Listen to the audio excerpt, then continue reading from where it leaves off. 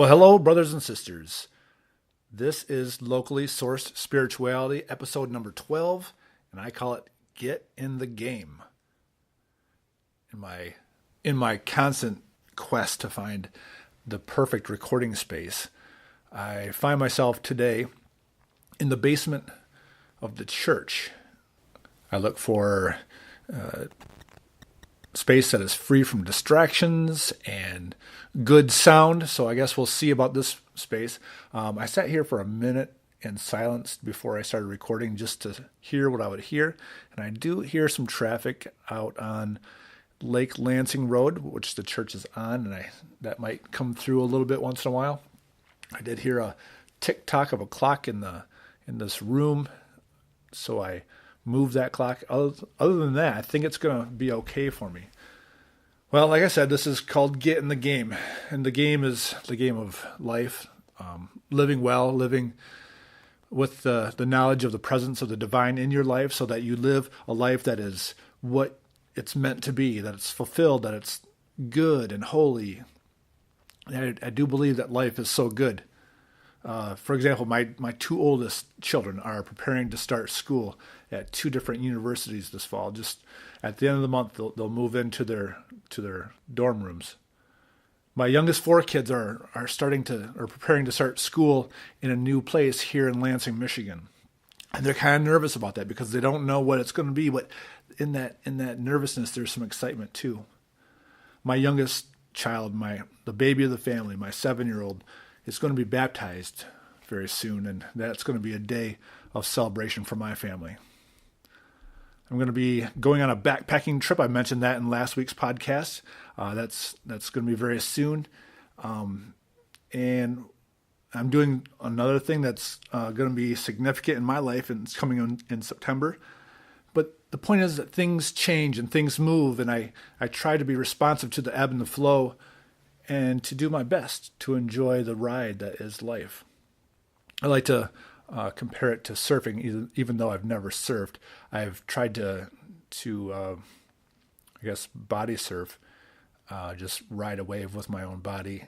When I was playing in the ocean on the East Coast, I think I've told you all about that before, and that's when I dislocated my shoulder when a wave crashed down on top of me. But that was just part of my story. That's part of living a life that is dynamic. But there's also another way to look at life, which, on occasion I do find myself doing. I try to stop myself whenever I do. It's when I start to think that life is continually dissatisfying, or I hold life, the nature of life in a negative regard. It's when we attach to impermanent things that we get disappointed. Like if we decide that our happiness comes from a number in a bank account, well, then we won't be happy until we reach that number, right? But then the thing is with that, when we finally do reach that number in that bank account, the number changes. It becomes bigger. And so we're never really satisfied.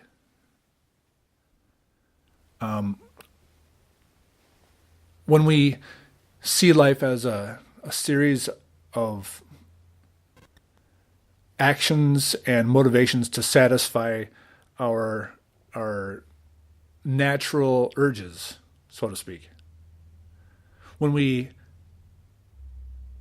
try to find meaning and satisfaction in eating, well, we eat, but then we do get hungry again, don't we? It's never permanently satisfying. I mean, I enjoy a good meal. I enjoy good food, and some of my kids do too, and some of them, they like really, really bad food. But that can be a source of joy, but when we put our happiness into that, well, then it's ultimately dissatisfying. So what's the solution? Do we stop attaching? Do we stop trying? Do we stop looking for those little moments of happiness? No, of course not. But some people do that. Some people disengage from the world. Some people withdraw and try to dull their sensitivities and just put their head down and plod through life and just get through. But, if that's what you're doing, is that a fulfilled life for you? Is that what you really want to be doing? Because it feels like that is a dull existence. Because I've been through seasons like that, and it is very dull. And it's soul draining. Because the world is a dynamic place. It's a constantly changing environment. And so do we float along like a stick on the river? Or do we take an active part in the direction of our lives and of our life together? If it's all going somewhere, if there's any point to this life, why not add your God-given spirit into the mix? I believe that's exactly what we're supposed to do. I think that's what we're called to do. We're supposed to contribute all that we have and all that we are to the effort of making this world into a place where the love that brought the whole thing along is evident, where love is the thing that rules the day. We're designed by biology and by spirit and by evolution to survive. We are very well attuned to finding the negative in the world. We can spot it because it's a survival thing. If it's easy to mistake a rock for a bear, because it's better to do that than to assume that every bear-shaped thing is a rock, right? Because if we once in a while mistake the rock for a bear and we look like a fool, well, no real harm is done. But if we assume that a bear is a rock and we get mauled to death, well, then that was a very costly mistake. So we tend to look for the negative in the world. We tend to look for the danger in the world, even when it's not necessarily there.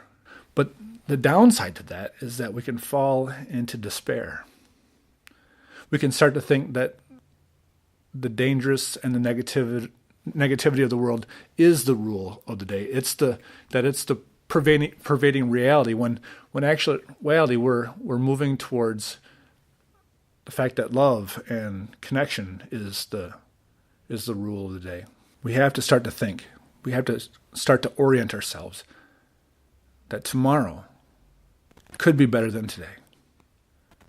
Now, if we think that tomorrow won't be any different than today, and that we can't do anything about it, then we're going to fall into that dull existence. But there is something that we can do. There is a way to live this life where we begin to think that the best things are ahead. Some people think that the best days of humanity are behind us. And those same people exert great effort to go back to some time when it was great. But, I think the prophet Joel, Billy Joel, said, "The good old days weren't always good, and tomorrow ain't as bad as it seems." See, I believe differently. I think my best days and the best days of humanity are indeed ahead of us. There's a story in the Bible that people marvel at, and I think maybe for some of the wrong reasons. And it's a story where Jesus feeds 5,000 men with very little food. Now, the details of how that happened aren't related in the story, but the things that we do know are this, that at the end of the meal there were leftovers. And we know that despite the leftovers, people were fed. And people were fed because the disciples of Jesus distributed the food. And they were able to distribute that food because Jesus gave the food to them. And Jesus gave them the food because the disciples first identified the resources. They identified that they had this bread and this fish. And the only reason that they identified those resources is because Jesus gave them the command to feed the crowd. But Jesus only gave that command to feed the crowd when the disciples identified the problem that there was not enough food for the people. And all this arose because Jesus was curing the sick and there was a crowd gathering. And the crowd was gathering, preventing Jesus from doing what he first intended to do, was to go and retreat for a while. And he was going to retreat for a while because he got some really bad news that John, his friend John the Baptist, had just been executed. So let's do a quick review of what the disciples did. They identified the problem of people needing food. They identified the resources. And then the disciples distributed the food. But it all happened in the context of Jesus' compassion and love and caring for those who needed him. So let's go back to Jesus. He was going on a retreat. He was going to go spend some time alone because of the negativity of the day. And so if we need to go on retreat, then we need to go on retreat. If we need to withdraw for a time, then that's what we need to do. If we need to go on a news fast, stop watching CNN and Fox and MSNBC. Stop watching it so that we can have a minute to collect ourselves. Then go on a fast. Set that stuff aside for a while. But then don't stay away. Come back. Come back and re-engage. You see, there's a very real battle. And that's the battle to live a life that is meaningful, a life that is good for you and good for the people around you. And I call it a battle because you actually have to fight for it. You have to actually put effort into it to be able to have it. So I'm saying be ready for battle. Retreat if you need to, but then get back into the game. Because the job is big. The battle is real. Sometimes it's too big. Sometimes we see the problems of the world. We see the negativity of the world. We see our president promising nuclear war when we hope that we would be a people of peace. Sometimes we see the news and we think that the problems of this world are just too big. Sometimes we just don't know what to do. Sometimes we know exactly what we need to do, but it's just too much, and so we retreat. But sometimes we retreat in unhealthy ways, don't we? We engage in false battles. We engage in things that are not retreat, but more like distractions. Now, let me be clear. I just got the notification for the annual fantasy football league that I'm in, and I'm going to do it. I'm going to participate. And I have about 10 different games on my phone that I play, and I'm going to play them. But as soon as those things become a substitute or become a reason for me to not engage in the real battle of bringing healing and reconciliation, of being a presence of love and peace in the world, then I need to set those things aside. See, we can sit behind a screen.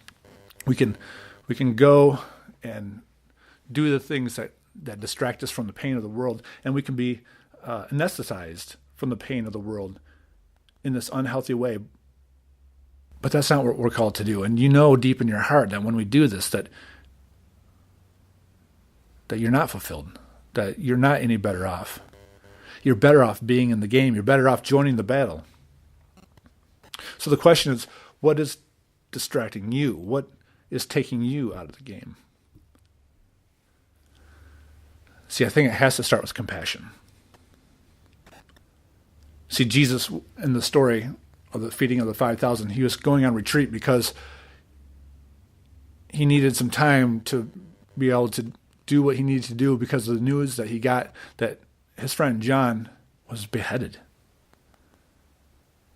But in the process of going on retreat, the crowds followed him.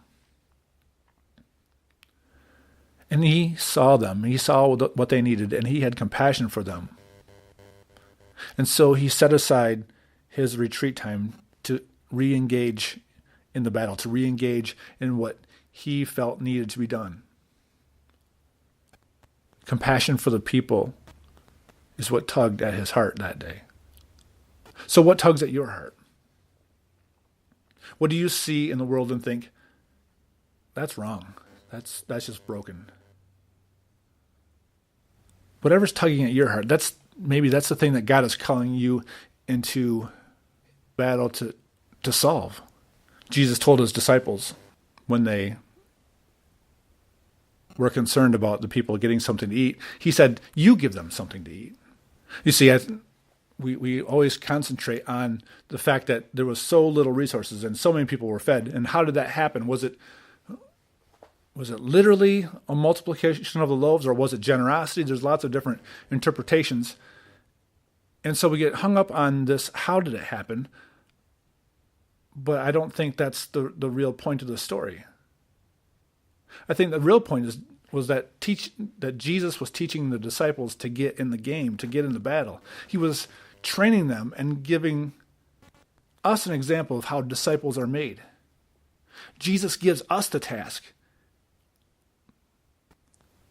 And we take it on, whether we think that we have the resources, whether we think that we have the capability or the know-how, or whether we think we can even do it or not. We take it on because the job is ours to take. But too many of us don't get into the game. We don't get into the game because we think, well, one, that we don't have enough resources, or that we're not talented enough, or not good enough, or not smart enough. There's so many critics, so many people out there that will say that we can't do it, that we shouldn't do it. There's too many obstacles. Well, I don't like being taken out of the game even before I even try. There's too many critics. There's too many people that say that we can't do it. Now, I don't really care to hear about the personal lives of famous people, but every time I open my browser today, I see that Chris Pratt is getting separated from his girlfriend or wife or whoever it is. Now, don't get me wrong, that sucks for him. But my sincere feeling is that that's none of my damn business. And quite frankly, that kind of stuff is just another distraction. There's going to be people who criticize. There's going to be people who want to get in your personal business. There's people that when you step out and do something, they'll snipe at you. And if you do something other than give in to distractions, they're going to criticize because it makes them uncomfortable. It reminds them that they have taken themselves out of the game and they're out of the battle. But you know what? That's not your concern. You only have this one life. Are you going to let critics take you out of the game? One of my favorite quotes happens to be from a president. And it's from President Teddy Roosevelt. It's a pretty famous one. You've probably heard it, but I'll read it to you again now. It's he writes, "It's not the critic who counts, not the man who points out how a strong man stumbles or where the doer of deeds could have done them better. The credit belongs to the man who is actually in the arena, whose face is marred by dust and sweat and blood, who strives valiantly, who errs, who comes short again and again because there's no effort without error and shortcoming, but who does actually strive to do the deeds, who knows great enthusiasms, the great devotions, who spends himself in a worthy cause, who at the best knows in the end the triumph of high achievement, and who at the worst, if he fails, at least fails while daring greatly, so that his place will never be with those cold and timid souls who never know victory nor defeat." Jesus spoke highly of John the Baptist. He said there is no one greater who was born of a woman than John the Baptist. John the Baptist was one person who was in the game. Now, John the Baptist, well, he had a different message than Jesus. John's message was one of judgment and condemnation, and Jesus' message was one of mercy and forgiveness. They had different teaching. They had different roles. John's role was to prepare the way for Jesus. Jesus was to come and to be the Savior of the world. They had a different status. Jesus is Lord, and John was not. Jesus was a rabbi, a teacher, a public figure. John probably smelled pretty bad. And he was a prophet, and prophets are never, ever popular. So I don't care if you have a doctorate or a master's or a bachelor's or associate's degree. I don't care if you just have a high school diploma or a GED or a third grade education. If you are called, if you are breathing, if you desire to know Christ more, then you're called to be in the game. When I read Twitter, often people will lead with their degree or they're the author of such and such. I often don't follow those people because, you know what? Tell me who you are, not what degree you have. Tell me how you're in the game. Tell me what you're doing. Your degree qualifies you for certain jobs. Do your job. Now, I have a good friend who's a pastor on the south side of Chicago. We were roommates for a time at seminary. This is a guy who is in the game. His name is Dwayne Grant. He's leading a church plant called Experience Church. Look it up on Facebook or online.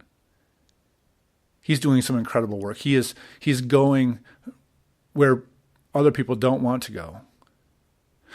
When there's a shooting, he goes and preaches near there. He preaches love and forgiveness. He preaches community. He preaches nonviolence. He, more than anyone I know, is bringing the gospel, the good news about Jesus Christ, to people in very real places.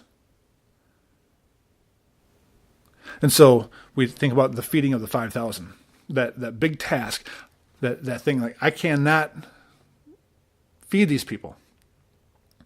There's only these few loaves of bread and these few fish, and there's 5,000 people, 5,000 men. And so the disciples say, send them away. Send them into the town so they can feed themselves. This is difficult work. Pastor Grant is doing difficult work. It's bigger than him, but he's out there. He's doing what needs to be done. He's saying the right things. He's being in the place where he needs to be, where God is calling him to be. Do I think that he's going to solve it on his own? No, I don't. But I think that I think that people around him, if they're listening for the voice of the divine, will come together and will bring a solution. This is difficult work, this reconciliation of the world. It's difficult work spreading the message of love and mercy and forgiveness. And we might want to shrink away from it. We might want to say, send them away. We can't do it. It's too big. But we're called by Jesus' name to get in the game, to join the battle. And it's not going to happen unless we do. You know, it's really simple. We just need to bring our message. And our message is that God cares. And our proof is that we're here and we're willing, even though we may not know how it's going to work out. See, Jesus, when he was headed for retreat and he got distracted and by his compassion to cure the people, it's easy to understand that in retrospect, we know that Jesus' time on earth was limited. He knew that he was probably going to be executed for what he was doing and saying. So he didn't have a lot of time for extras. He didn't have a lot of time for retreat. So when he saw the opportunity to love and care for people, he took it. He had to press on. He had to teach his disciples how to carry on the message, to carry on the mission. He had to teach them and show them what to do. But then if we think about it, our time here on earth is no more assured than his was.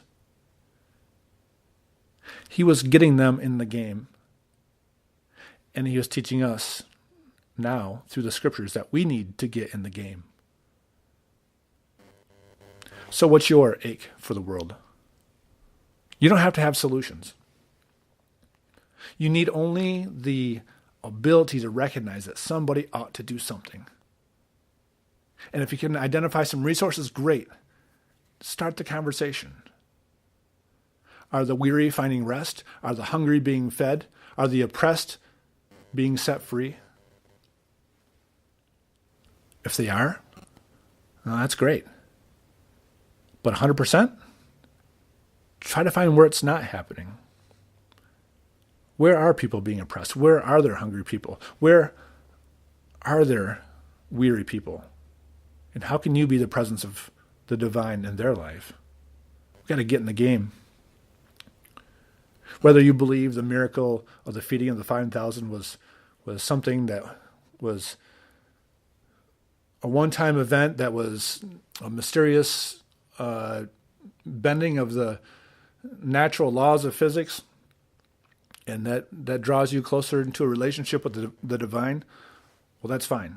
But can you also see that this is something that also happens continually, that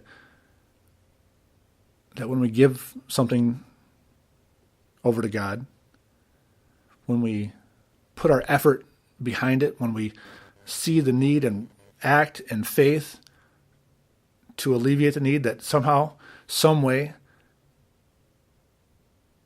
Christ is there. So, what does the presence of Christ look like here and now? Talk to you next time.